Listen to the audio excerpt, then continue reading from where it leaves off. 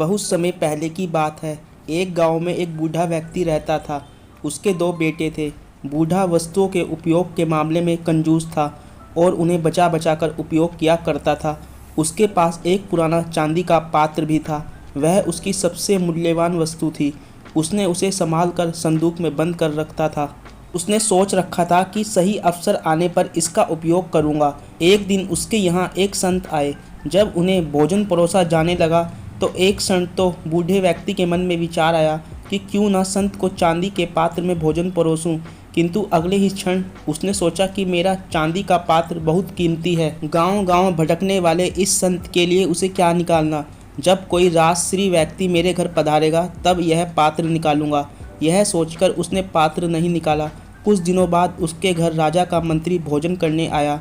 उस समय भी बूढ़े व्यक्ति ने सोचा कि चांदी का पात्र निकाल लूं, किंतु फिर उसे लगा कि ये तो राजा का मंत्री है। जब राजा स्वयं मेरे घर भोजन करने पधारेंगे तब अपना कीमती पात्र निकालूंगा। कुछ दिनों के बाद स्वयं राजा उसके घर भोजन के लिए पधारे।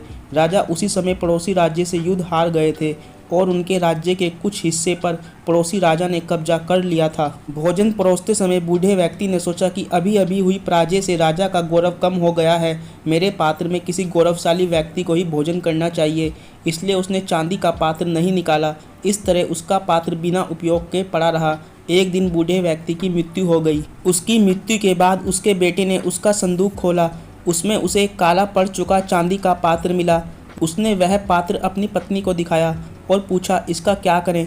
पत्नी ने काले पड़ चुके पात्र को देखा और मुंह बनाते हुए बोली, अरे इसका क्या करना है, कितना गंदा पात्र है, इसे कुत्ते को भोजन देने के लिए निकाल लो। उस दिन के बाद से घर का पालतू कुत्ता उस चांदी के पात्र में भोजन करने लगा। जिस पात्र को बूढ़े व्यक्ति ने जीवन भर किसी विशेष व्यक्ति के लिए संभाल कर रखा, अंत में उसकी ये गत हुई। किसी वस्तु का मूल्य तभी है जब वह उपयोग में लाई जा सके। बिना उपयोग के बेकार पड़ी कीमती वस्तुओं का भी कोई मूल्य नहीं होता है। इसलिए यदि आपके पास कोई वस्तु है तो यथा समय उसका उपयोग कर लें।